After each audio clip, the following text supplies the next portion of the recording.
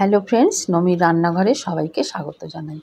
দেখো, আজকে আমি একদম ঘরোয়া উপকরণে ডালিয়া দিয়ে একটা রেসিপি রান্না করে দেখাবো। দেখো, এখানে চিনি নিয়েছি, ঘি নিয়েছি, একটা বাটির আধা বাটি দুধ নিয়েছি। দেখো, আমি মোল্ড নিয়েছি, বুঝতেই পারছো আমি মোদক বানিয়ে দেখাবো। তো একদম ঘরোয়া উপকরণে সবার কাছেই থাকে। তো দেখো, প্রথমে আমি যে ঘিটা নিয়েছি তার থেকে অর্ধেকটা আমি কড়াই দিয়ে দিলাম। দিয়ে এবার এই ডালিয়াটা দিয়ে নাড়াচাড়া করতে থাকবো, মানে বেশ একটু ভাজা ভাজা করতে থাকবো, কারণ ডালিয়ার মধ্যে একটা গন্ধ আছে। এই ঘিয়ের মধ্যে ভাজা করতে থাকলে সেই গন্ধটা দেখবে চলে যাবে। তো বেশ কিছুক্ষণ নাড়াচাড়া করে এটা যেন পুড়তে দিও না, মানে লাল হতে দিও না। দেখো, আমি মাঝে মাঝে কিন্তু ঘি দিচ্ছি আর নাড়াচাড়া করছি।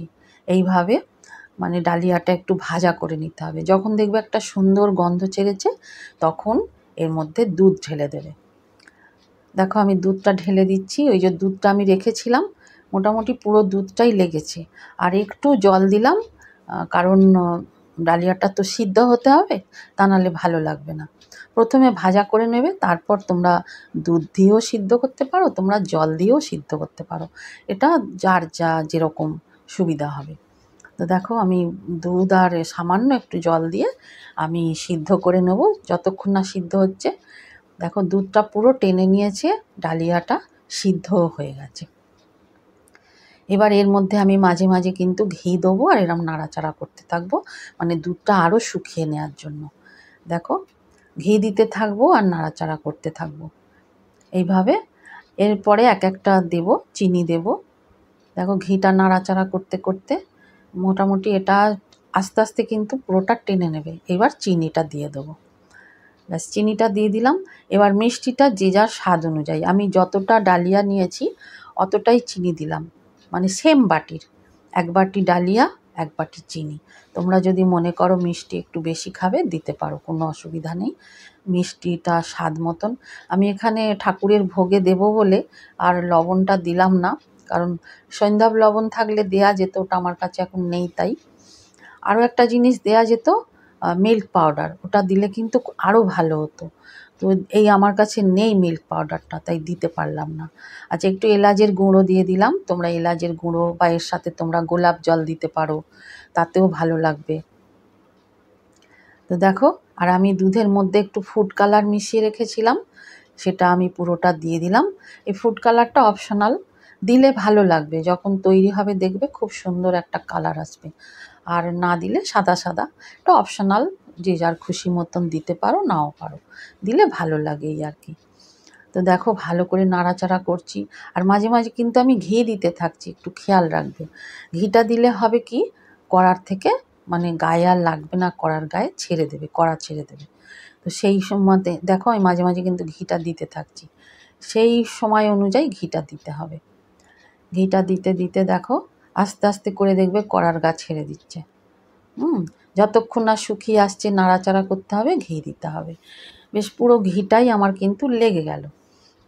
নাড়াচাড়া করতে করতে এবার দেখো কড়ার গা ছেড়ে দিয়েছে। বাকি এবার যা আছে বাটিতে আমি পরিষ্কার করে দিয়ে নিচ্ছি। এবার আমি নামিয়ে নেব। মোটামুটি এটা দেখো কড়ার গা ছেড়েই দিয়েছে। এবার আমি নামিয়ে নেব, নিয়ে তারপর আমি বানিয়ে দেখাচ্ছি কী করব। তো দেখো বন্ধুরা, তোমরা এইভাবে কিন্তু ঠাকুরের ভোগে দিতে পারো। হ্যাঁ, সবসময় যে দোকান থেকে সন্দেশ কিনে এনে দিতে হবে তার কোনো মানে নেই। ঘরে এরকম হাতে তৈরি করে তোমরা দিতে পারো। দেখো, মণ্ডটা আমি নামিয়ে নিয়েছি, চেরি ফল সাজিয়েছি। চেরি ফলটা আমি গার্নিশিংয়ের কাজে লাগাবো। তো দেখো, আমি এর থেকে কিছু করে কেটে কেটে নিয়ে আমি প্রথমে লাড্ডুটা করে দেখাচ্ছি, তারপরে আমি মোদকটা করে দেখাবো। অনেকটাই করেছি আমি ভোগে দেব বলে। তো দেখো, গার্নিশিং করে দিচ্ছি লাড্ডুগুলোকে। আমি এরকম ছোট ছোট কাগজের বাটি পাওয়া যায়, ওটা আমি কিনে নিয়েছি দেখতে ভালো লাগার জন্য। তো তোমরাও এরকম করতে পারো, নর্মাল প্লেটেও রাখতে পারো, কোনো ব্যাপার নয়। তো এইভাবে দেখো, প্রত্যেকটা লাড্ডু আমি আগে গড়ে নেব, তারপরে এবার আমি মোদকটা গড়বো। এই মোদক মোলটা নিয়েছিলাম। তো দেখো, একটা করে চেরি দিয়ে দিচ্ছি, আর এই দেখো আমি কিছুটা করে মাখাটা দিয়ে দিচ্ছি, ডালিয়ার যেটা বানালাম দিয়ে দেখো এরকমভাবে চেপে চেপে তোমরা এই সাইড দিয়ে যা বেরোবে ওগুলো কেটে নেবে, নিয়ে সুন্দর করে দেখো এবার এটা এবার বার করে নেব। আমি দেখাচ্ছি কিভাবে করবে। মোদক করা, তোমরা এইরকম মোদক ছানা দিয়ে করতে পারো, তোমরা মাখা সন্দেশ দিয়ে করতে পারো, অনেকভাবে করা যায়। একটা মোদক মোল্ড কিনে নিলেই হবে।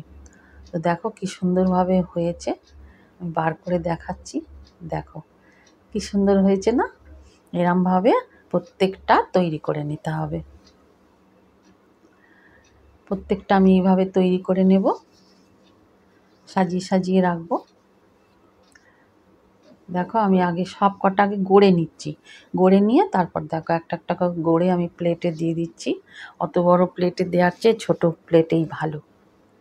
দেখো আমি একটার পর একটা গড়ে নিচ্ছি। বন্ধুরা একটা কথা বলে নিই, যদি ভালো লাগে রেসিপি বা এরমভাবে যদি মোদক বানাতে ইচ্ছা হয় তৈরি করবে, আমাকে কমেন্টে জানাবে।